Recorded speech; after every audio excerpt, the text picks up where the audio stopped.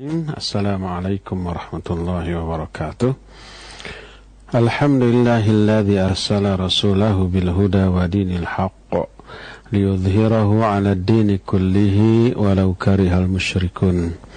Wa asyhadu an la ilaha illallah wahdahu la syarikalah iqraran bihi wa tauhidan wa asyhadu anna Muhammadan 'abduhu wa rasuluh sallallahu alaihi wa ala alihi wa ashabihi wa sallama tasliman mazida. Wa ba'd. Alhamdulillah kembali kita berjumpa untuk melanjutkan kajian tentang masalah tauhid. Kemarin kita sudah membahas kematian, berpisahnya ruh dari jasad. Dan kematian adalah awal menuju gerbang akhirat. Makanya kematian dibahas oleh para ulama di dalam bab beriman kepada hari akhir. Berbicara tentang kematian, kita tidak bisa lepas dari berbicara tentang ruh. Karena mati itu seperti yang sudah kita jelaskan memenuhi 4 kriteria. Pertama, keluarnya ruh dari badan. Kedua, terputusnya hubungan ruh dengan badan. Tidak ada hubungan. Kalau masih ada hubungan, belum mati dia. Mungkin tidur, mungkin pingsan, atau yang sejenisnya.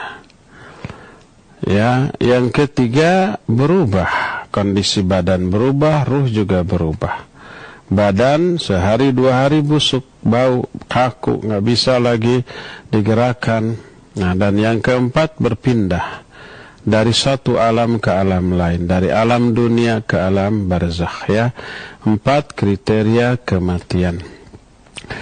Jadi ruh adalah sesuatu yang menempati badan kita selama kita masih hidup.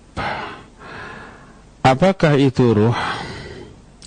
Berkata Syekhul Islam Ibn Taimiyah rahimahullah dalam Majmu' al-Fatawa, wa madhhabus sahabati wat tabi'in lahum bi ihsan wa sa'iri salafil ummah wa a'immatis sunnah anna ruha 'ainun qa'imatun bi nafsiha tufariqul badan wa tana'ama wa ta'adzaba laysat hiyal badan wala juz'an min ajza'ihi. Madhab para sahabat dan para tabi'in yang mengikuti mereka dengan kebaikan, madhab seluruh ulama-ulama salaful ummah dan imam-imam ahlus sunnah, menyatakan bahwa ruh itu materi yang berdiri sendiri, terpisah dari badan. Dia juga mengalami nikmat, bahagia ataupun menderita.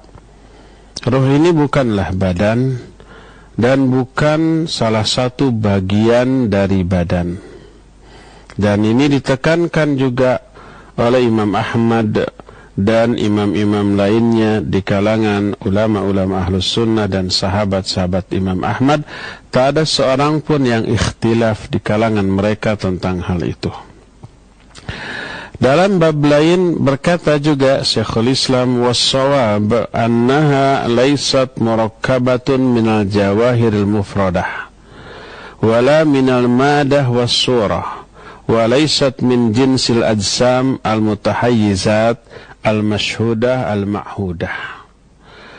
Kata beliau yang benar bahwa ruh itu tidaklah tersusun dari beberapa materi-materi yang terpisah-pisah yang bercampur. Tidak berbentuk. Bukan termasuk jenis jasad yang tersaksikan, yang terindrai. Tapi memiliki beberapa sifat yang umumnya dimiliki oleh makhluk. Dia naik, dia juga turun. Ruh juga keluar dari badan, mengalir dari badan, sebagaimana diterangkan hal itu di dalam nas-nas hadis yang sahih. Kalau ada yang bertanya, aina maskanuha minal jasad, di mana tempat ruh di dalam jasad? Maka jawabannya adalah ruh tidak menempati tempat khusus di dalam jasad, tapi ruh ini menjalar atau mengalir di seluruh jasad sebagaimana mengalir atau menjalarnya kehidupan di dalam jasad, memenuhi seluruh bagian dari jasad. Karena yang namanya hidup disyariatkan dengan adanya ruh. Selama ruh itu ada dalam jasad, selama itu pula kehidupan ada di dalam jasad itu. Dan ketika ruh ini berpisah dari jasad, maka tidak ada lagi kehidupan di dalam jasad tersebut. Itulah penjelasan yang memang ringkas, karena informasi tentang ruh dari Allah Azza wa Jalla juga amat sangat sedikit. Sebagaimana firman Allah, wa yas'alunaka 'anir ruh qulir ruhu min amri rabbi wa ma utitum minal ilmi illa qalila. Mereka bertanya kepada kamu tentang ruh. Jawab, ruh itu termasuk urusan Allah, urusan Rabbku, dan kalian tidak diberikan ilmu tentang ruh ini kecuali hanya sedikit saja. Tapi yang jelas ruh itu adalah makhluk. Ruh itu bukan bagian dari zat ataupun sifat Allah Subhanahu wa ta'ala. Bukan bagian dari diri Allah Azza wa Jalla, tapi makhluk yang Allah ciptakan. Berkata Syekhul Islam Ibn Taimiyah masih dalam Majmu' Fatawanya, wa ruhul adami makhluqatun mubtada'atun biittifaqi salafil ummah wa immatiha wa sairi ahli sunnah. Wa qad haka ijma'ul ulama ala annaha makhluqatun ghairu wahidin min a'immatil muslimin.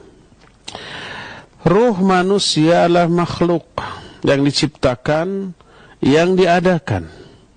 Ini berdasarkan kesepakatan ulama salaf dari umat ini, kesepakatan imam-imam mereka dan seluruh ahlus sunnah.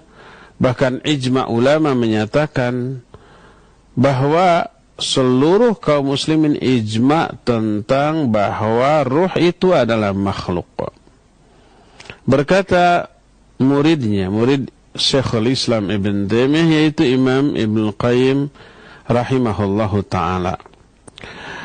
Kata beliau dalam kitab Ar-Ruh, walladhi yadullu ala khalqiha wujuhun, yang menjadi dalil bahwa ruh itu makhluk ada beberapa poin. Beliau kemudian menyebut sekitar 12 dalil yang menunjukkan bahwa ruh itu makhluk. Di antaranya, pertama, Allah berfirman dalam surah Ar-Ra'd ayat yang ke-16. Kata Allah, Allahu khaliqu kulli syai'in. Allah itu pencipta segala sesuatu. Segala sesuatu itu diciptakan oleh Allah Subhanahu wa ta'ala. Segala sesuatu. Dan ruh adalah sesuatu. Berarti dia juga diciptakan. Dengan demikian ruh adalah makhluk. Lafaz ini umum. Tidak ada pengkhususan sedikit pun dari aspek manapun, akan tetapi tidak termasuk sifat-sifat Allah Subhanahu wa ta'ala. Karena sifat itu termasuk dalam penamaan dari namanya, kandungan dari nama. Salah satu nama Allah Ar-Rahman, karena Allah memiliki sifat rahmah. Salah satu sifat Allah Subhanahu wa ta'ala Al-Qadir, itu nama Allah, karena Al-Qadir mengandung sifat kudrah. Dan yang seterusnya, Al-Alim, nama Allah, karena mengandung sifat ilmu. Dan seterusnya, sehingga sifat itu adalah terkandung di dalam zat yang Allah Azza wa Jalla dinamai dengan berbagai macam nama yang mengandung sifat-sifat kesempurnaan. Oleh karena itulah Allah subhanahu wa ta'ala Allah sesembahan yang disifati dengan kesempurnaan sifat dari berbagai macam aspek, dan ini menunjukkan zat Allah dan sifat Allah adalah khaliq, pencipta. Adapun selain Allah adalah makhluk, dan ruh adalah makhluk karena dia selain Allah. Adapun ayat yang menyatakan wa yanfukhu fihi atau nafakha fihi min ruhihi, Allah Azza wa Jalla dalam beberapa ayat menyatakan demikian. Di antaranya Allah subhanahu wa ta'ala thumma ja'ala min sulalati min ma'in mahin thumma sawwahu wa nafakha fihi min ruhih. Kemudian Allah sempurnakan penciptaannya, lalu setelah itu wa nafakha fihi min ruhihi, Allah meniupkan ke dalam manusia itu min ruhihi, sebagian dari ruhnya, ruh Allah. Termasuk juga Nabiullah Isa, Allah tiupkan ruhnya, ruh Allah kepada Nabi Isa. Sama seluruh manusia, ruhnya itu dari ruh Allah yang ditiupkan. Sebagaimana ayat dalam surah As-Sajdah tadi, Allah menyatakan thumma sawwahu wa nafakha fihi min ruhihi. Lalu Allah sempurnakan penciptaan manusia, lalu Allah tiupkan kepada manusia min ruhihi, sebagian dari ruh Allah. Apakah ruh Allah di sini adalah ruh bagian dari diri Allah?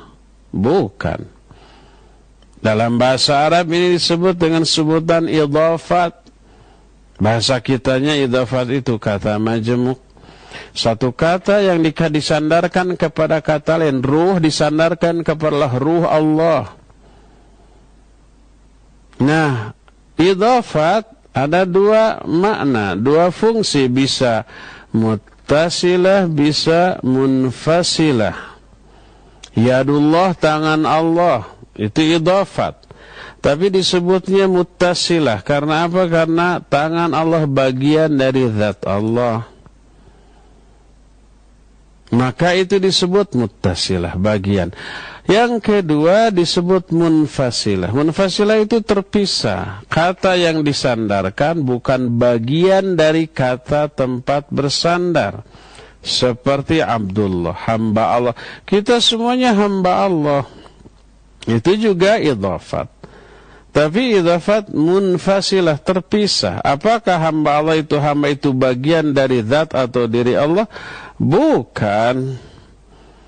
Tapi hamba milik Allah, abdun lillah. Sama dengan Baitullah, sama dengan ciptaan Allah, khalqullah. Fa'aruni madza khalaqal ladzina min dunihi. Hadza khalqullah. Ini ciptaan Allah. Apakah ciptaan Allah itu bagian dari diri Allah, baik zat ataupun sifat? Bukan. Terpisah. Artinya makhluk milik Allah. Kita hamba Allah, milik Allah, dikuasai oleh Allah, sumber dari, tapi bukan bagian dari diri Allah. Masjid rumah Allah, apakah masjid itu bagian dari diri Allah, baik segi zat ataupun sifat? Bukan, terpisah, tapi ciptaan Allah milik Allah. Begitu juga ruh Allah, ini disebut dengan sebutan idhafah munfasilah. Artinya terpisah, tidak ada bagian ruhnya kepada Nabi Isa. Kita jawab, ya itu nas Quran dan hadis yang sahih. Kalau begitu, karena ruh Nabi Isa bagian dari diri Allah, maka boleh disembah. Nggak bisa, kalau begitu semua manusia boleh disembah, karena seluruh ruh manusia dari ruhnya ruh Allah.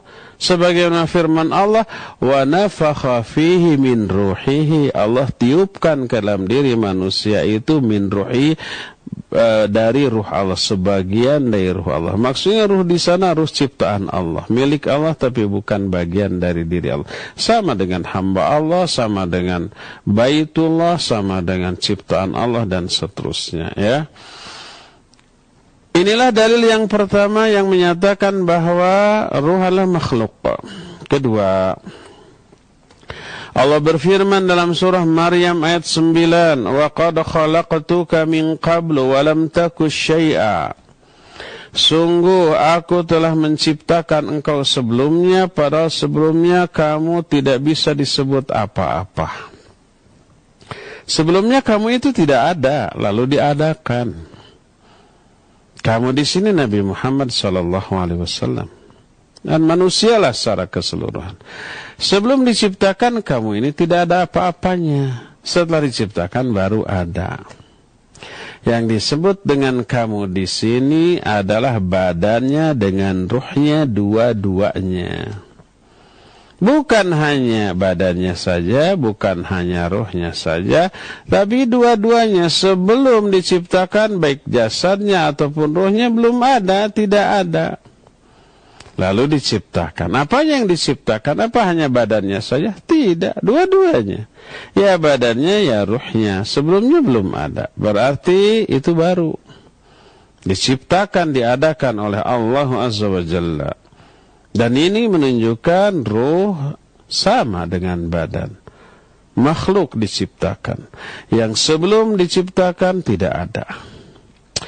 Termasuk Al-A'raf ayat 11 Allah menyatakan walaqad khalaqnakum thumma sawwarnakum thumma qulna lil malaikati isjudu li Adam. Kata Allah, sungguh kami telah menciptakan kalian. Kalian di sini manusia. Kemudian kami membentuk kalian. Menciptakan baik badannya ataupun ruhnya. Kemudian kami berkata kepada para malaikat, sujudlah kalian kepada Adam. Sujudnya malaikat kepada Adam bukan sujud beribadah seperti yang dilakukan kepada Allah, bukan. Tapi menghormat yang syariat saat itu membolehkan satu makhluk menghormati makhluk lain dengan cara bersujud. Dibolehkan saat itu. Tapi dengan niat apa? Dengan niat menghormati, bukan ibadah. Dan itu terus ketika Nabi Adam terusir dari surga, hidup di alam dunia, beranak pinak, berkembang biak. Lalu Allah menurunkan syariatnya. Syariat yang Allah tetapkan salah satunya boleh menghormat dengan cara sujud saat itu. Seperti sujudnya Nabi Yusuf dan saudaranya kepada ayahnya yaitu Nabi Yakub, sujudnya saudara-saudara Yusuf kepada Yusuf dalam rangka menghormat. Saat itu dibolehkan, bukan dalam rangka apa? Ibadah. Adapun iblis, fasajadu semua malaikat sujud illa iblis, kecuali iblis. Iblis enggak mau. Apakah tidak maunya sujud iblis kepada Adam atas perintah Allah adalah manifestasi dari tauhid? Saya enggak mau sujud kepada selain Allah. Apakah begitu? Lalu dipujilah iblis. Iblis itu ahli tauhid. Dia hanya ingin sujud kepada Allah, enggak mau kepada Adam. Kalau gitu logikanya, maka berarti kalau iblis ahli tauhid, malaikat yang sujud apa? Musyrik. Terbalik nih cara berpikirnya, logikanya. Allah mencap malaikat itu enggak pernah maksiat dan mencap iblis durhaka, kafir, aba wastakbara wa kana minal kafirin. Fafasaqa an amri rabbih. Jadi di dalam surah Al-Kahfi, fasajadu illa iblis. Maka sujudlah ada malaikat kepada Adam kecuali iblis. Kana minal jinni fafasaqa an amri rabbih. Iblis itu bangsa jin, lalu dia durhaka kepada perintah Allah. Tidak mau sujudnya itu bukan karena pertimbangan tauhid, tapi durhaka. Lalu dicap kafir, aba.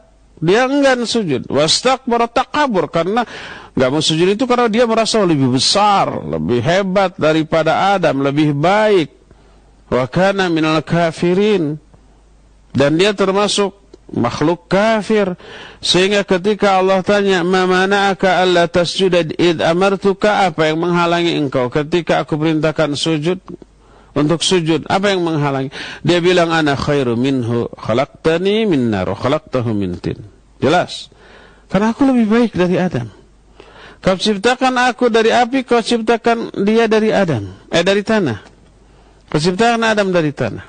Jadi itu alasan yang merasa lebih baik. Maka yang disebut kafir, durhaka, dan takabur.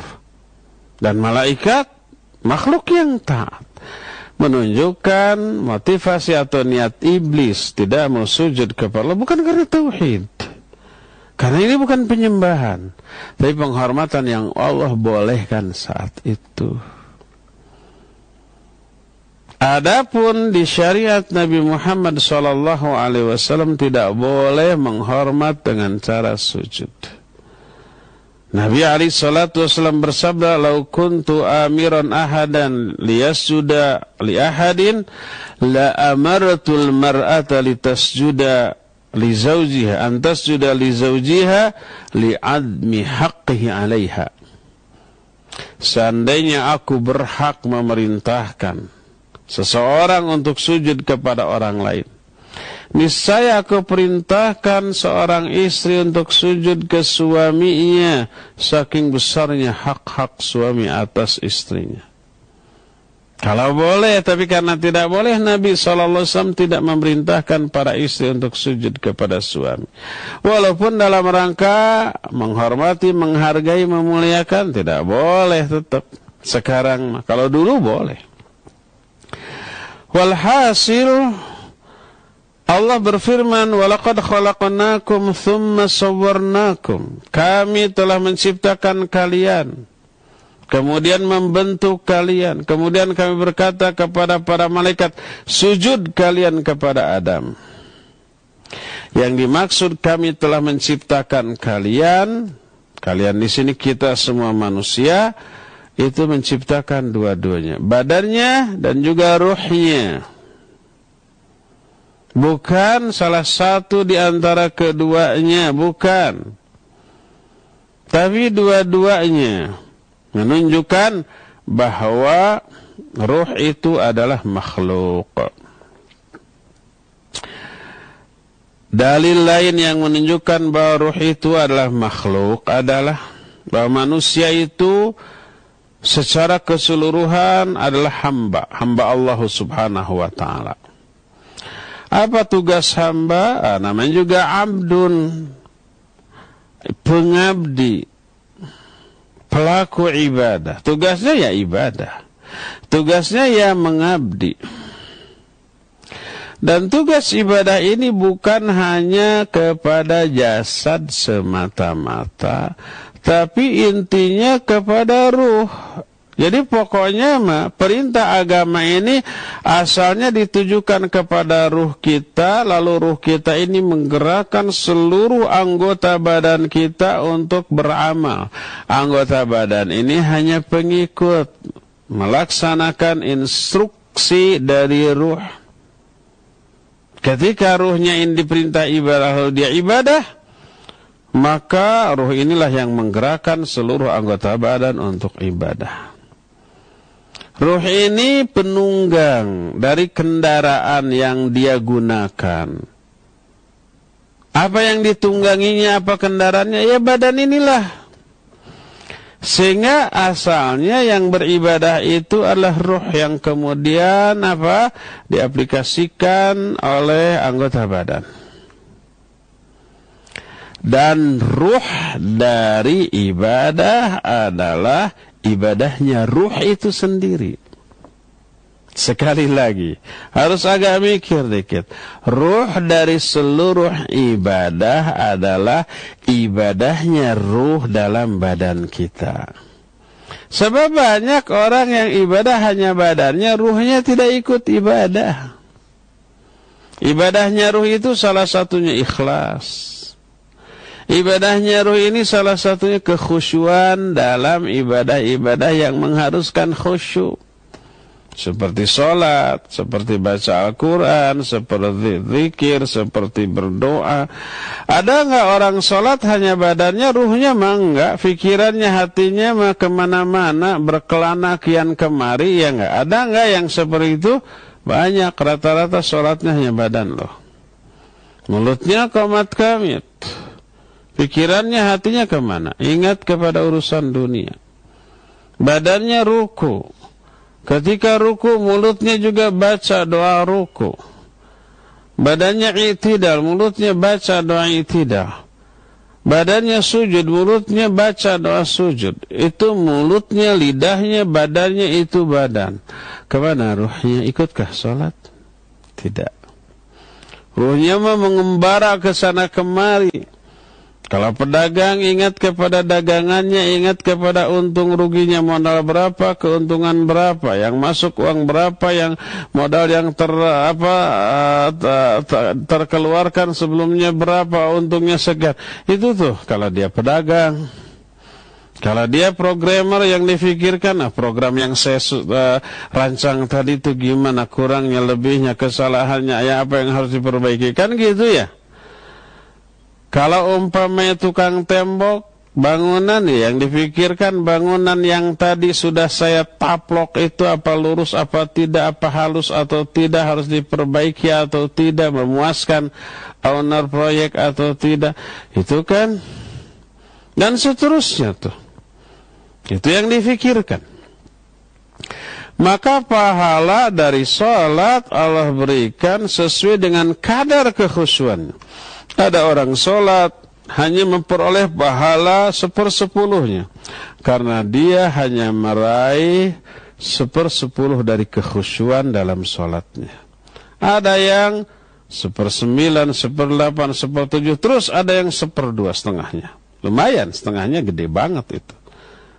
Nyaris tidak ada yang 100% khusyuk dari awal sampai akhir. Jadi yang diperintahkan untuk ibadah teh siapa? Ruh sebenarnya, ya. Setiap ibadah yang tidak disertai dengan ibadah ruh, maka itulah tertolak. Kalau salat disebut sahun, ya. Demikian juga yang lain-lainnya. Dan ini menunjukkan kalau ruh diperintahkan untuk ibadah, berarti ruh itu adalah makhluk.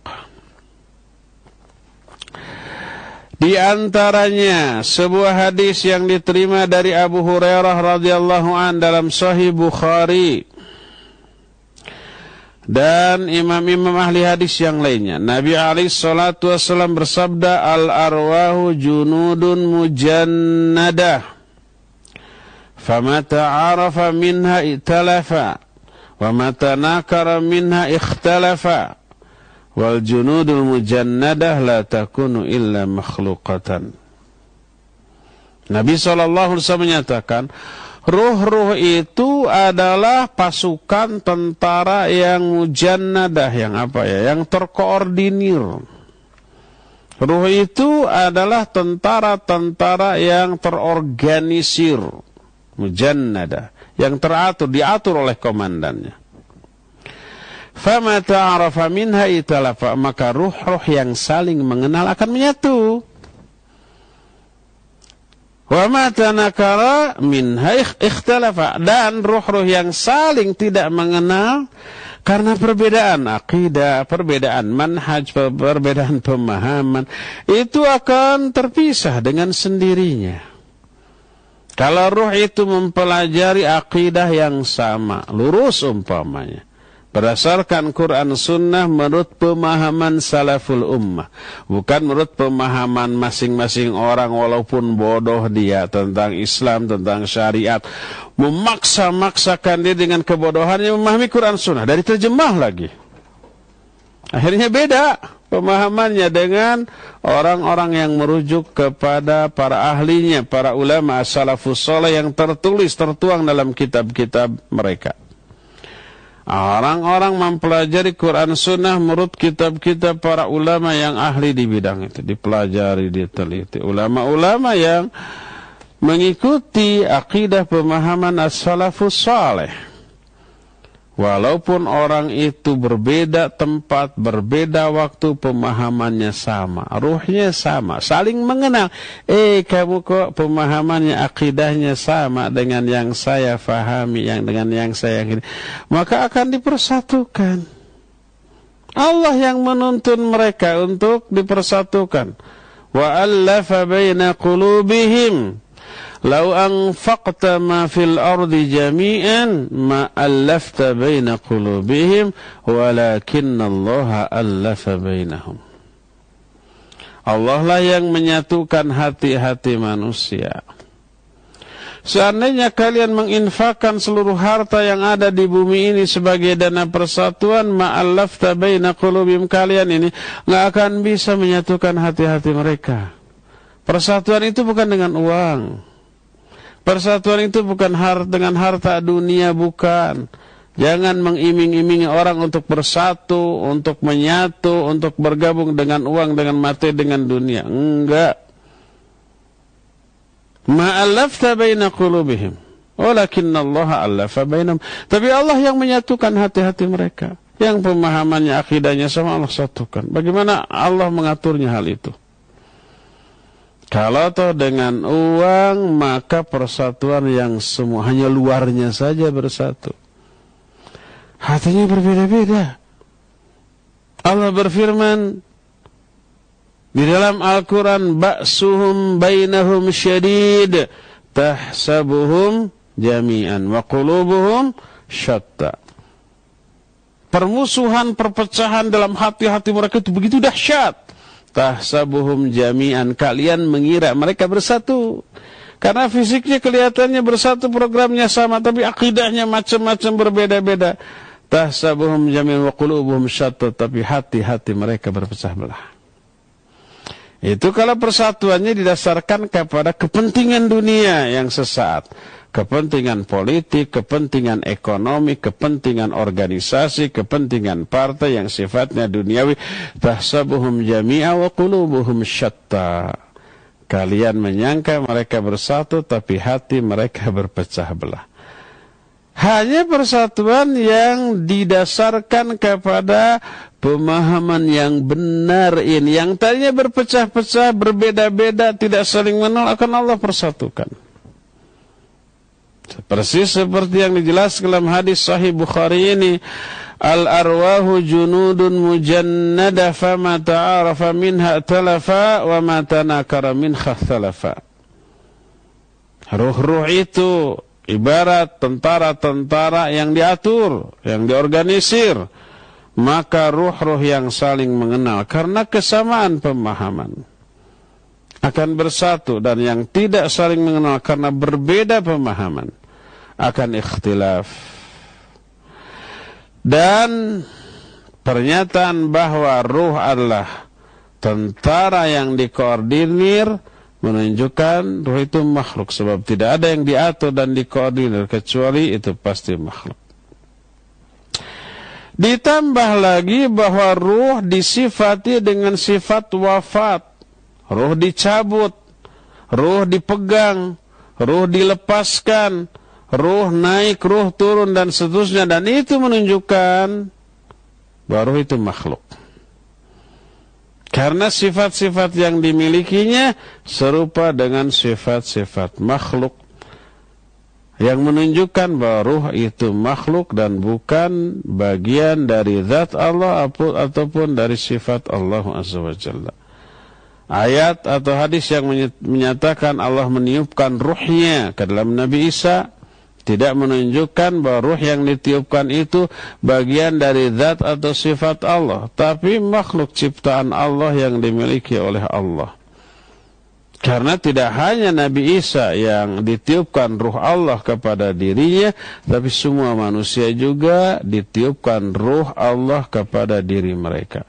Sebagaimana dalam surah As-Sajdah tadi, thumma sawwahu wa nafakha fihi min ruhi wa ja'ala lakumus sam'a wal absara wal afidah qalilan ma tashkurun. Kami sempurnakan penciptaan manusia, lalu Allah meniupkan ruhnya kepada jasad manusia ini. Ruhnya ruh Allah. Yang dimaksud ruh Allah adalah ruh milik Allah, ruh makhluk ciptaan Allah, ruh yang berasal dari Allah tapi bukan bagian dari diri Allah, sama dengan hamba Allah, sama dengan Baitullah, sama dengan makhluk Allah, semuanya itu bukan bagian dari diri Allah tapi milik Allah, diciptakan oleh Allah, dan itu semua makhluk, termasuk juga ruh. Dengan demikian kita tahu bahwa ruh adalah makhluk dan ruh dicabut oleh Allah Azza wa Jalla ketika wafatnya dari jasad manusia. Bagaimanakah proses pencabutan nyawa ketika seseorang wafat? Baik seseorang itu mukmin ataupun kafir, baik yang soleh ataupun yang salah, yang taat ataupun yang maksiat, yang takwa ataupun yang durhaka. Proses dicabutnya ruh itu diterangkan secara detail dalam sebuah hadis yang panjang. Hadis ini diterima dari Al-Barra bin Azib radhiyallahu anhuma. Dia berkata, kami mengurus jenazah salah seorang laki-laki bangsa Ansar di Baqi Gharqad, di pekuburan Baqi. Fa'atana an-nabiy sallallahu alaihi wasallam faqa'ada wa qa'adna hawlahu ka'anna ala ru'usina al-thair. Datanglah Nabi sallallahu alaihi wasallam kepada kami ke kuburan tersebut. Beliau duduk, dan duduk pulalah kami di sekelilingnya dengan tertunduk seolah-olah di atas kepala kami ini ada burung. Beliau mengambil sebatang dahan atau kayu lalu ditancap-tancapkan ke tanah sambil berkata, Ista'idhu billahi min adzabil qabr. Berlindunglah kalian kepada Allah dari azab kubur. 3 kali beliau menyatakan demikian. Para sahabat pun lalu berkata, Na'udzubillahi min adzabil qabr. Kami berlindung kepada Allah dari azab kubur. Mulailah Nabi SAW menjelaskan tentang proses kematian.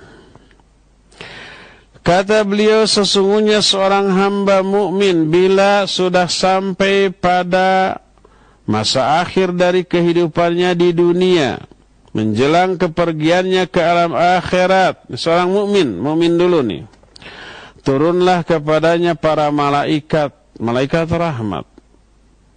Seolah-olah wajah mereka itu matahari, cerah, ceria, gembira, ramah, menyenangkan. Mereka membawa kain kafan dari surga dan aroma wewangian dari surga. Kemudian mereka duduk di sekitar orang mukmin yang akan mati ini dengan radius sejauh mata memandang. Kemudian datanglah malakul maut alaihi salatu wassalam. Dia duduk di sebelah kepala orang mukmin yang akan mati ini. Lalu berkata, Ya ayyatuhan nafsu thayyibah ukhruji ila maghfirati minallahi wa ridwan. Wahai jiwa yang baik, keluarlah engkau menuju ampunan dari Allah dan keridhaannya.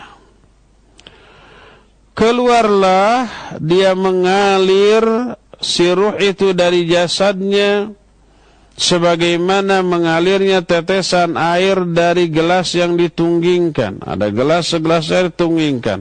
Apa tersendat? Tidak, lancar begitu saja. Diambillah ruh ini oleh malakul maut.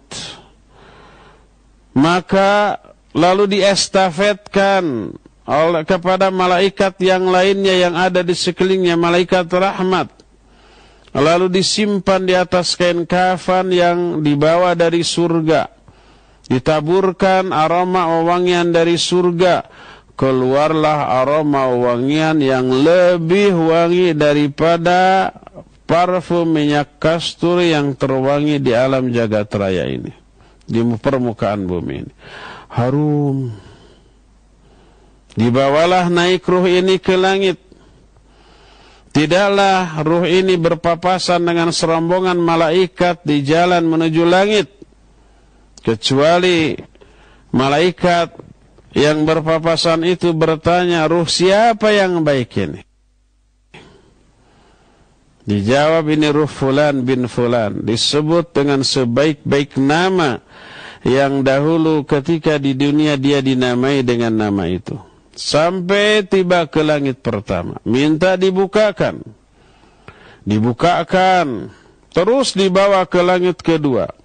Minta dibukakan pintu langit kedua. Dibukakan terus begitu sampai ke langit ketujuh. Allah berfirman, "Uktubu kitab 'abdi fi 'illin wa'iduhu ilal ard fa inni minha khalaqtuhum wa fiha u'iduhum wa minha ukhrijuhum taratan ukhra." Catatkan catatan hambaku ini di Iliyin.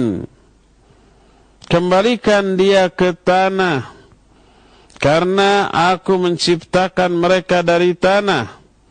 Ke tanah pula aku akan mengembalikan mereka, dan kelak aku keluarkan lagi mereka dari tanah di kali yang lain nanti. Lalu dikembalikanlah ruhnya ke jasadnya di alam kubur.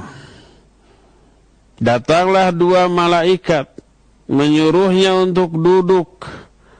Setelah duduk ini di alam barzakh, alam kubur, bukan di kuburannya. Bertanyalah dua malaikat, siapa Rabbmu? Dia menjawab, Rabbku Allah. Ditanya lagi, apa agamamu? Dia menjawab, agamaku Islam. Ditanya lagi, apa pendapatmu tentang seorang laki-laki yang diutus kepadamu? Yang dimaksudlah Muhammad sallallahu alaihi wasallam. Di alam kubur, yang ditanya bukan siapa gurumu, siapa pemimpinmu, siapa imammu, enggak. Tapi siapa nih? Laki-laki yang diutus ke tengah kalian. Orang mukmin ini menjawab, huwa Rasulullah sallallahu alaihi wasallam. Dia adalah utusan Allah.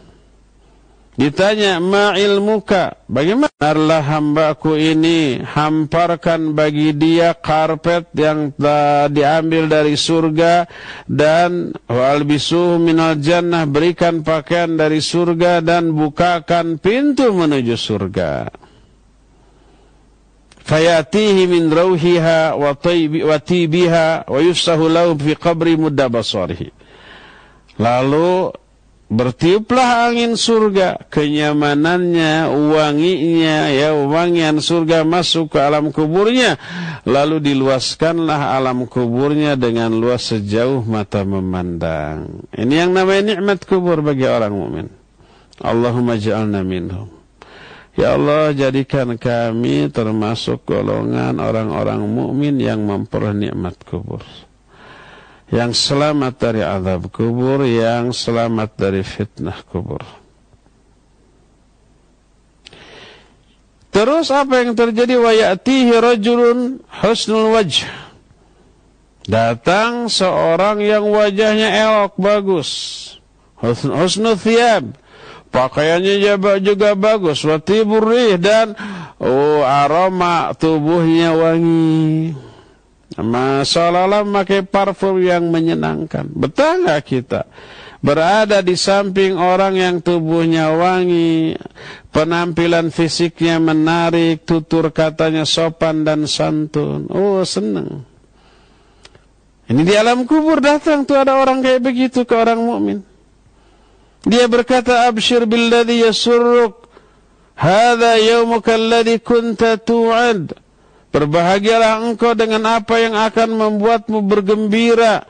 Inilah hari yang telah dijanjikan untukmu. Orang mukmin ini bertanya kepada si tamu yang datang, man anta? Fawajhuka alladhi yaji'u bil khair. Kamu ini siapa? Wajahmu datang dengan membawa kebaikan. Orang itu menjawab, ana amaluka saleh. Aku amal solehmu ketika di dunia. Amal soleh orang mukmin itu menjelma di alam kubur jadi orang yang baiknya sebaik amal yang dia lakukan ketika di alam dunia. Lalu diterangkan, fa wallahi ma 'alimtuka illa annaka sari'un fi ta'atillah wa bati'un fi ma'siyatillah fajazakallahu khaira. Demi Allah, kata si tamu ini, aku tidak mengenalmu ketika di dunia, kecuali yang aku tahu engkau ini orang yang selalu bersegera dalam kebaikan, dalam ketaatan kepada Allah, tapi lelet ketika akan bermaksiat kepada Allah. Allah balas kamu dengan kebaikan pada hari ini. Lalu dibukakan, diperlihatkan tempat tinggal dia nanti di surga itu tuh. Diperlihatkan ada istana yang megah dengan kekayaan yang melimpah, seluruh peralatan terbuat dari emas, dari perak, bidadari-bidadari surga, ada mahkota. Oh, yang luar biasa. Maka greget nih orang. Sampai-sampai berdoa, Rabbi aqimissa hatta arji'a ila ahli wa mali. Ya Allah, segerakan kiamat sekarang ya Allah, sehingga aku bisa kembali kepada keluargaku, kepada istriku, dan kepada hartaku. Saking ingin segeranya menikmati istana yang diperuntukkan untuk dia di surga nanti. Inilah orang mukmin yang memperoleh nikmat kubur seperti yang diisyaratkan tadi, yang semoga Allah masukkan kita ke dalam golongan orang mukmin seperti ini. Amin. Ini saat ijabahnya doa, ya. Ba'da asar hari Jumat, Allahumma ja'alna minal mu'minin. Ya Allah, jadikan kami orang-orang mukmin yang memperoleh nikmat kubur seperti yang diterangkan dalam hadis ini. Allahumma rzuqna husnul khatimah waj'alna birahmatika min ahlil jannah. Ya Allah, rizkikan kepada kami husnul khatimah, dan jadikan kami dengan rahmatmu sebagai ahli surga. Amin ya rabbal alamin. Ya. Inilah proses dicabutnya nyawa dari seorang mukmin. Sekarang ini sebaliknya, bagaimana nasib orang kafir atau orang durhaka? Bagaimana proses dicabutnya nyawa orang kafir atau orang durhaka ketika dia berada di ujung masa hidupnya di dunia, ketika dia mengalami sakaratul maut, ketika Allah telah menetapkan ajalnya untuk dia. Berbeda dengan yang dialami oleh mukmin tadi. Begitu mengerikan, begitu mengenaskan. Proses dicabutnya ruh dari orang kafir atau orang durhaka ini kita akan bahas Jumat yang akan datang. Sekarang sudah habis waktunya untuk menjelaskan, sehingga kita masih punya sisa waktu untuk bertanya jawab, ya. Dan dipersilakan mengajukan pertanyaan baik oleh telepon, WA ataupun SMS ke nomor yang nanti atau tadi juga sudah disebutkan oleh pembawa acara. Dan untuk memandu tanya jawab ini, saya kembalikan kesempatannya kepada Al-Akhil Fadil Fawas di studio Radio Roja Cilengsi. Dipersilakan Fawas, wa sallallahu ala nabiyina Muhammadin wa ala alihi wa sallam. Silakan. Baik, terima kasih kami ucapkan untuk Al-Ustaz, jazakumullahu khairan, materi bahasan nasihat yang sangat berharga yang telah kita simak bersama. Dan ikhwatal Islam, untuk selanjutnya bagi Anda yang akan bertanya secara langsung, kami persilahkan melalui telepon di 0218236543 atau melalui pesan singkat ke 0819896543. Silakan di kesempatan pertama kami coba sapa dari penelpon 0218236543, kami coba sapa. Ya. Naam. Assalamualaikum. Waalaikumsalam warahmatullahi wabarakatuh. Silakan Ibu pertanyaannya. Afwan. Ya, afwan Ustaz. Ana adalah temanya mungkin nggak sesuai dengan itu, tapi Ana ada permasalahan. Ya, silakan Bu. Ya, apa tuh? Saya ini adalah dulu ya 10 tahun, sudah 10 tahun menjadi istri jemaah takzir gitu. Nah, Baik, sepertinya terputus. Mohon maaf untuk ibu yang sudah masuk tadi, kami sampaikan permohonan maaf. Barangkali di kesempatan berikutnya kami coba sapa kembali 0218236543, dan tentunya kami berharap pertanyaan berkesesuaian dengan bahasan di kesempatan sore hari ini. Baik, pertanyaan datang dari pesan singkat terlebih dahulu. Ya, datang dari Bapak Urip di Bandung. Assalamualaikum warahmatullahi. Ustadz, mohon penjelasannya, apakah selain kepada manusia, Allah juga meniupkan ruh kepada makhluk hidup lain, semisal binatang atau yang lainnya? Mohon penjelasannya dan hikmah dari hal tersebut. Barakallahu fiik.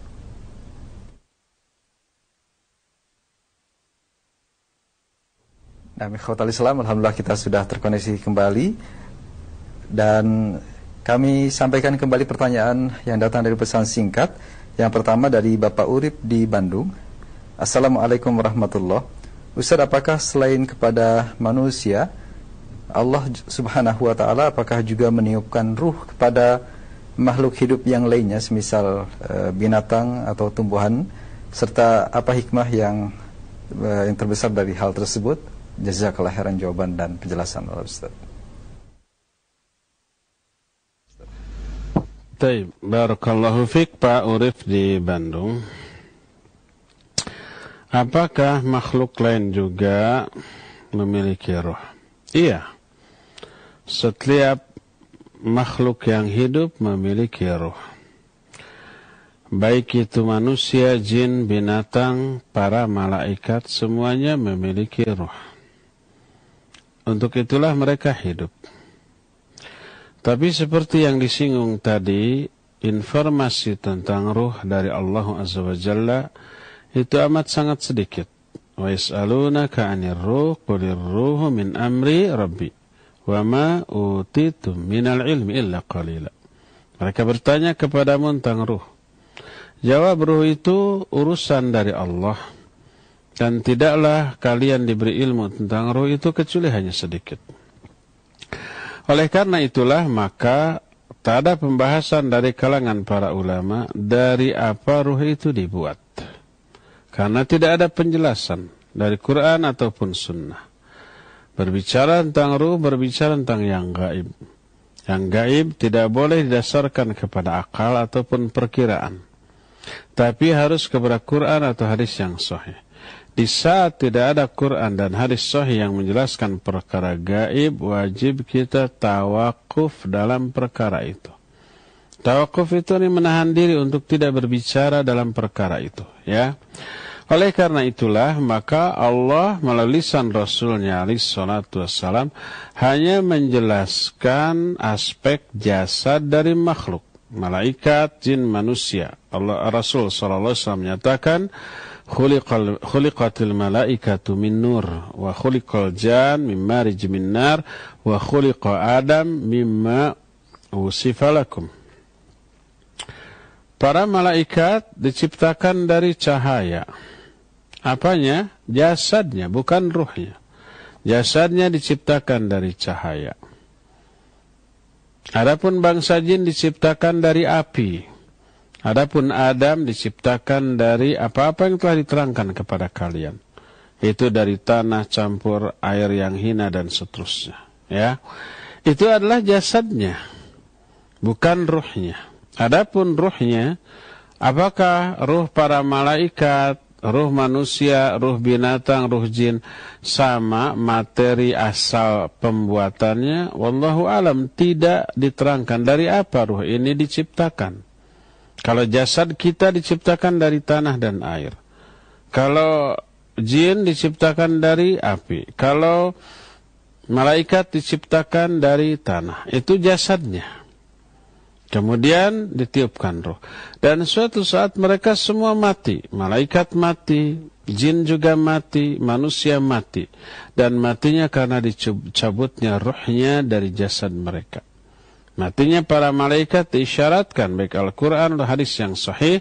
Di antara Allah berfirman, wa nufikha fis-sur fasa'iqa man fis samawati wa man fil ard illa man sya'allah. Ditiuplah sangkakala, maka matilah semua yang ada di langit. Siapa yang ada di langit? Ya para malaikat. Bukan Superman, bukan burung, bukan Gatot-Kaca. Burung itu masih di dunia loh. Masih di bawah awan.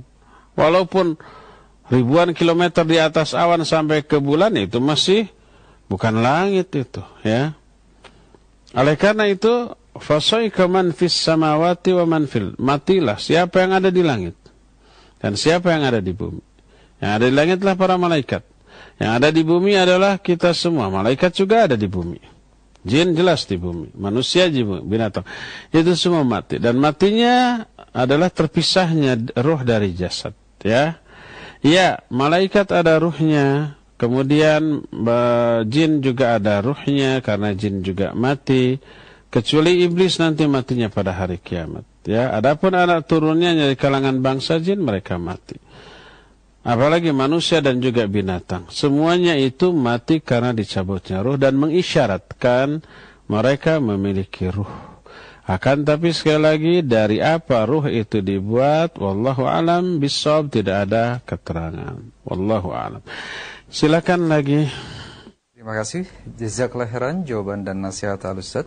Untuk selanjutnya dari pesan singkat atau WhatsApp dari Bapak Iwan di Purwakarta. Assalamualaikum warahmatullahi wabarakatuh. Ustaz, mohon penjelasannya. Apakah sebelum ruh meninggalkan jasad ada ciri-ciri tertentu bagi mereka yang akan meninggal dunia? Mohon penjelasannya. Jazakallahu khairan ya Ustaz. Baik, barakallahu fiik. Adakah ciri-ciri orang yang akan mati? Iya, kalau ciri-ciri syar'i tidak ada penjelasan. Adapun ciri-ciri hissi. Ciri-ciri hissi itu ciri-ciri yang logis, yang ilmiah, yang empiris, yang realistis. Mungkin para dokter tahu umpamanya ya, orang yang karena sudah puluhan atau ratusan atau bahkan ribuan orang meninggal ketika ditangani oleh dokter, semua yang akan mati itu tanda-tanda fisik atau organ-organ vital dari tubuhnya sudah terpantau. Dan bisa memprediksi berdasarkan pengalaman dan ilmu yang mereka miliki. Oh, ini mungkin matinya sekian hari lagi. Itu prediksi saja. Bukan meramal, tapi perhitungan. Memperhitungkan berdasarkan pengalaman yang ada, berdasarkan kondisi organ vital dari si pasien. Adapun secara syar'i, kita sering salah dalam menduga. Jangankan kita, ya. Termasuk Nabi SAW pun tidak tahu apakah orang ini sebentar lagi akan mati ataukah masih lama hidupnya. Sebagaimana suatu saat Sa'ad bin Abi Waqqas radhiyallahu an ketika di Mekah mengalami sakit parah. Ditengok oleh Nabi alaihi salatu wassalam. Lalu Sa'ad bin Abi Waqqas mengatakan, wahai Rasulullah, aku mengalami sakit parah seperti yang kau lihat. Hartaku banyak, sedangkan ahli warisku cuma satu. Apa boleh enggak hartaku ini aku wasiatkan, aku infakkan, aku sedekahkan? Kata Nabi alaihi salatu wasallam, tidak boleh. Setengahnya ya Rasulullah, tidak boleh juga. Bagaimana kalau sepertiganya? Oh, sepertiga juga sudah banyak. Dan Nabi SAW membolehkan, mewasiatkan sepertiga dari hartanya untuk kepentingan fisabilillah. Karena kenapa demikian? Karena Sa'ad bin Abi Waqqas merasa ajalnya sudah sangat dekat. Dan Nabi SAW tidak mengingkari perasaan Sa'ad yang akan sebentar lagi akan meninggal tersebut. Tapi apa yang terjadi? Yang terjadi setelah Nabi SAW pergi kembali ke Madinah, Sa'ad bin Abi Waqqas ditinggalkan di sana. Ternyata dia sembuh lagi, sehat lagi, bahkan umurnya masih panjang sampai Nabi SAW wafat pun Sa'ad bin Abi Waqqas masih memiliki peran yang sangat hebat bagi perkembangan Islam dan kaum muslimin di masa-masa setelahnya. Beliau menjadi panglima Islam yang sangat terkenal. Tadinya sudah menyangka mati, dirinya menyangka mati. Nabi SAW juga membolehkan dia berwasiat sepertiganya sepeninggal kematiannya itu, menunjukkan, mengisyaratkan beliau pun menyangka ini mau mati karena parahnya. Ternyata tidak. Masih hidup lagi beberapa lama lagi. Menunjukkan Nabi SAW juga tidak mengetahui perkara gaib tentang kapan kematian seseorang, kecuali apabila diberitahukan oleh Allah Azza wa Jalla. Alimul ghaibi fala yudhiru ala ghaibihi ahada illa man irtada min rasulin. Allah lah yang maha mengetahui perkara gaib, dan Allah tidak memberitahukan perkara gaib ini kepada seorang pun kecuali kepada Rasul yang diridhoinya. Tapi apa perkara gaib yang tidak diberitahukan oleh Allah, Nabi tidak tahu. Termasuk akan matinya atau masih lamakah usia dari Sa'ad bin Abi Waqqas, Nabi SAW tidak mengetahui. Tapi yang jelas beliau membolehkan wasiat dengan sepertiga dari hartanya kalau mati saat itu. Menunjukkan tidak ada ciri-ciri khusus orang ini akan mati. Seringkali kita menyangka seseorang ini sakaratul maut, sudah ditalqin gitu ya, ternyata sembuh lagi. Bahkan punten ini afan, saya punya pengalaman, saya punya seorang sahabat dirawat di rumah sakit, ya, parah keadaannya. Istrinya telepon, Ustaz tolong suami saya kayaknya sudah mau meninggal. Saya bilang selama saya belum datang, talqin dulu. Saya berangkat ke rumah sakit. Begitu sampai di rumah sakit, ada tanda-tanda beliau lagi sakarat. Pokoknya udah nggak ingat. Saya talqin sekitar jam 10-an gitu pagi, talqin la ilaha illallah, la ilaha illallah, sampai zuhur. Saya pamit dulu, mau sholat zuhur, dan selesai zuhur saya ada acara, saya tidak bisa teruskan aja talqin. Istrinya sudah beres-beres biaya rumah sakit. Istrinya sudah pesan siap-siap di kampungnya untuk menyambut jenazah. Saya ada acara terus sampai maghrib saya pulang. Sekitar jam 9 malam ada telepon lagi berdering dari nomor sahabat saya yang di rumah sakit. Saya yakin, aduh kayaknya berita meninggal nih. Begitu saya angkat, apa yang tadi suara dia. Assalamualaikum Ustaz, gimana kabarnya? Ya ampun, loh antum masih hidup, saya bilang. Oh memang berharap mati? Enggak, saya kaget saja. Tadi seperti seolah-olah sudah sakaratul maut. Ternyata sembuh lagi, keluar lagi dari rumah sakit dan masih menjalani kehidupan beberapa entah bulan, entah tahun, saya lupa. Tapi sekarang beliau sudah meninggal rahimahullahu ta'ala. Jadi kita tidak memiliki keyakinan kepastian apakah ini akan meninggal atau tidak. Tidak ada tanda-tanda khusus secara syar'i. Adapun tanda secara hissi ya mungkin ada dijelaskan di dalam ilmu kedokteran. Ya, wallahu a'lam bishawab. Silakan lagi. Terima kasih Ustaz, jazakallahu khairan jawaban dan penjelasan serta nasihatnya.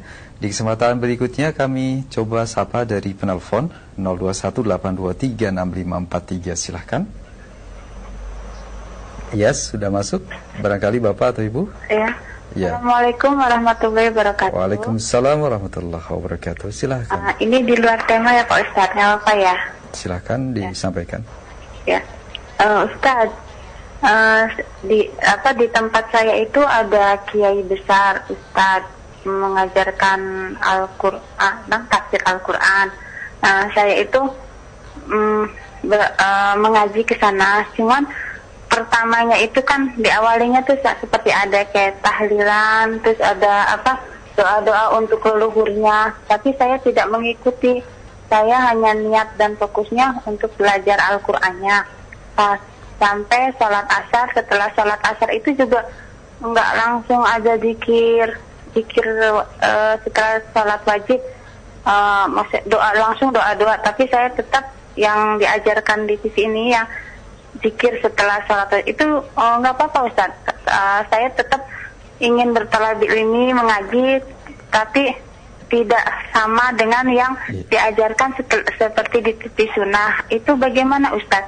Karena saya belajar di rumah, di televisi juga, tapi saya ingin bertalabul ilmi dengan teman-teman gitu. Terima kasih atas penjelasannya. Assalamualaikum warahmatullahi wabarakatuh. Waalaikumsalam warahmatullahi wabarakatuh. Nah, silakan Ustaz. Waalaikumsalam warahmatullahi wabarakatuh. Iya, ibu yang barusan bertanya, barakallahu fik. Kalau yang dimaksud pengajian yang ibu ikuti itu adalah sekarang di musim pandemi, saya anjurkan jangan datang. Siapapun yang mengadakan pengajiannya, apalagi di zona merah, Bu, ya. Karena beresiko terkena. Sekarang ini orang-orang yang terpapar COVID-19 ini begitu meningkat pesat, hampir di setiap kota, ya. Sehingga sebagian kota ada wacana untuk memberlakukan lockdown lagi atau PSBB lagi. Jam malam sudah jelas diberlakukan, termasuk di Bandung, ya. Razia pemakaian masker juga sudah dilaksanakan tadi juga. Di daerah Batu Jajar ini ada razia masker, ya. Saya lewat, alhamdulillah pakai masker. Yang tidak pakai masker ada hukuman, disuruh bersih-bersih, ya. Dan itu mendidik untuk mendisiplinkan warga agar apa? Memakai masker demi kepentingan dia sendiri dan masyarakat pada umumnya. Jadi kalau pengajian yang ibu maksud adalah yang sekarang, lebih baik jangan, ya. Itu yang pertama. Nah, kedua, kalau tidak di musim pandemi mau ngaji, maka datanglah ke pengajian yang sudah nyata-nyata ustadznya sesuai dengan Quran Sunnah menurut salaful ummah. Tidak dilihat dari ketinggian ilmu orang tersebut, tapi lurus atau tidak akidahnya, manhajnya, pemahamannya. Sebab apa? Sebab ilmu ini adalah agama. Al-ilmu dinun fanduru min aina akhadtum dinakum. Ilmu ini agama. Perhatikan, dari siapa? Dari orang yang kayak bagaimana kamu mengambil agamamu. Kalau mengambil agama dari orang-orang yang pemahamannya keliru, otomatis pengamalannya juga menyimpang. Nanti kita ikut terbawa menyimpang. Oleh karena itu para ulama ketika menjelaskan orang-orang yang ketika membahas Quran Sunnah dengan cara yang menyimpang, itu sama dengan istihza kepada ayat-ayat Allah Azza wa Jalla. Dan apabila kita melihat kepada orang yang istihza, salah satu istihzanya adalah menerangkan, memahami Al-Quran dan As-Sunnah tidak dengan pemahaman yang sebenarnya. Kata Allah, فَلَا تَقْعُدُوا مَعَهُمْ حَتَّى يَخُوضُوا فِي حَدِيثٍ غَيْرِهِ. Jangan kalian duduk-duduk bersama mereka, ya. Kalau kalian duduk bersama mereka, kalian termasuk orang-orang zalim. Oleh karena itu ada larangan yang tegas. Ngajilah kepada ustaz yang nyata-nyata direkomendasikan oleh sesama ustaz sunnah, yang pemahamannya lurus, akidahnya benar, ya, manhajnya juga lempeng, bisa dipertanggungjawabkan. Tidak hanya pemahaman dan ilmunya, juga pengamalannya. Nah, nggak mungkin orang pemahamannya benar, pengamalannya menyimpang dari sunnah Nabi SAW, nggak mungkin. Kalau pengamalannya menyimpang, itu pengamalan adalah refleksi dari pemahamannya. Maka jangan nanti kita tanpa disadari ikut menyimpang. Nggak boleh kita beralasan yang benarnya ambil, yang salahnya buang. Yang baiknya kita pakai, yang buruknya kita singkirkan. Nggak boleh memakai pemahaman prinsip seperti itu. Kenapa? Karena ketidaktahuan kita menyebabkan kita tidak tahu mana poin yang benarnya, mana poin yang salahnya. Sehingga karena ketidaktahuan dan ketidakfahaman kita, yang salah dianggap benar karena orang itu menjelaskan dengan ayat dan hadis. Oh iya, ini ayatnya jelas, oh ini hadisnya jelas. Karena ketidaktahuan kita dianggap ayat dan hadis itu cocok dengan kesimpulan dari apa yang dikemukakan. Tapi ketika didengar oleh orang yang berilmu, ini keliru. Ayatnya pasti benar, hadis yang sahihnya pasti benar, tapi interpretasi, penafsiran, pemahaman dan aplikasi yang salah, bukan seperti itu. Akhirnya karena keawaman kita nggak tahu mana benar salahnya, akhirnya diambil yang benarnya, yang salahnya semua diambil, lalu mengklaim bahwa yang salahnya pun sebagai sebuah kebenaran, lalu dibela mati-matian karena menurut keyakinannya benar, karena keawamannya. Itu bahayanya, ya, bahwa kalau benar walaupun dari iblis, ambil. Ini ada hadisnya Abu Hurairah radhiyallahu an. Disuruh menjaga Baitul Mal, ada yang mencuri, ditangkap sampai 3 kali. Ternyata itu setan. Lalu setan minta dilepaskan dengan iming-iming ilmu. Dia menyatakan, kalau ya kamu lepas, saya kasih ilmu. Dikasih, dilepas. Apa ilmunya? Kalau umpamanya kamu digoda oleh setan, maka bacalah ayat kursi. Dilaporkan ke Nabi SAW.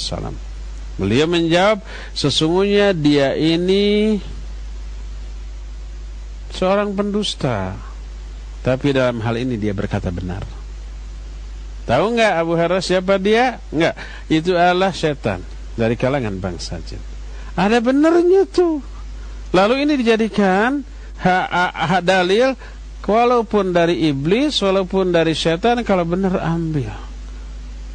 Iya, kalau kita tahu, yakin bahwa itu benar. Seringkali iblis membisikkan sesuatu yang seperti benar padahal salah, dan kita karena kebodohannya tidak tahu. Disangka ini benar semuanya, ini ada jelas ayatnya, ini ada jelas hadisnya gitu. Nah, lalu akhirnya dituruti, diikuti padahal keliru, ya. Maka tidak dianjurkan untuk hadir ke pengajian yang seperti itu. Wallahu a'lam bishawab. Silakan lagi Fawas yang terakhir, ya. Terima kasih Ustaz, jazakallahu khairan jawaban dan nasihatnya. Di kesempatan terakhir kami coba sapa kembali dari penelpon 0218236543, dan kami berharap pertanyaan berkesesuaian dengan materi bahasan. Silahkan. Assalamualaikum warahmatullahi wabarakatuh. Waalaikumsalam warahmatullahi wabarakatuh. Silakan, dengan siapa, dari mana Bapak? Dari Ilmar di Jawa Barat. Silakan Bapak. Silakan Pak. Assalamualaikum warahmatullahi wabarakatuh. Waalaikumsalam warahmatullahi wabarakatuh. Mohon maaf sebelumnya Bapak dikecilkan volume radio atau televisinya karena ada feedback Bapak yang cukup mengganggu. Barangkali di-mute terlebih dahulu agar lebih jelas suaranya Bapak. Silakan Pak, pertanyaan. Saya punya teman atau kerabat. Iya. Sakitnya sudah hampir 10 tahun. Masya Allah. Setelah pulang dari Tanah Suci. Tapi sampai sekarang belum sembuh-sembuh, tidak bisa. Ya, qadarullah terputus. Bapak yang menelpon terputus qadarullah pertanyaan teleponnya. Barangkali bisa dicoba, atau mungkin bagi pendengar yang lainnya silahkan kami coba sapa kembali 0218236543. Ya, silakan. Assalamualaikum. Waalaikumsalam warahmatullahi wabarakatuh. Ya, silakan. Kami berharap pertanyaan berkesesuaian dengan tema, ya Bu, ya. Iya. Silakan. Saya Umu Vanessa di Jambi, Ustaz. Silakan. Mau nanya, tapi mohon maaf dulu jika pertanyaan Ana tadi sudah dijelaskan, Ustaz, karena Ana tertinggal kajian ini, Ustaz. Ana mau nanya tentang suami Ana, Ustaz. Terus dia sebelum yuwargir mengucapkan istighfar, dan setelah yuwargir beliau hanya sebentar, Ustaz. Ana tidak bisa menalkin dengan sunnah, jadi Ana hanya mengucapkan kepala istighfar, Ustaz. Ditalkin dengan istighfar, ya Bu, ya. Iya. Ya, ya. Intinya adalah bagaimana barangkali kondisi dengan talqin istighfar begitu, ya Bu, ya. Baik. Kalau terputus juga barangkali ada ulasan Ustaz, silakan. Terputus juga barangkali ada ulasan Ustaz, silakan. Iya. Jadi pertanyaan gimana, Fawas, barusan terputus? Ya, bagaimanakah hukumnya jika di dalam talqin hanya sempat dengan lafaz istighfar barangkali itu, Ustaz? Ya, baik, barakallahu fiik. Talqin itu bukan membisikkan istighfar, tapi kalimat tauhid. La ilaha illallah, ya, bukan astaghfirullah, bukan subhanallah, bukan Allahu akbar, bukan yang lain-lain. Tapi bisikan ke dalam telinganya agar orang itu mengucapkan la ilaha illallah. Walaupun dosa orang itu besar, nggak boleh kita membisikkan istighfar yang banyak, tapi bisikan la ilaha illallah. Sebagaimana Rasul sallallahu alaihi wasallam kepada Abu Talib pamannya menyatakan, ya ammi qul la ilaha illallah kalimatan asyhadu laka biha indallah. Hai ammi, hai pamanku, ucapkan olehmu la ilaha illallah, suatu kalimat yang aku akan menjadi saksi bagimu di sisi Allah dengan kalimat itu. Ya, ini yang pertama. Kedua, agar kalimat terakhir yang keluar dari mulutnya itu kalimat tauhid.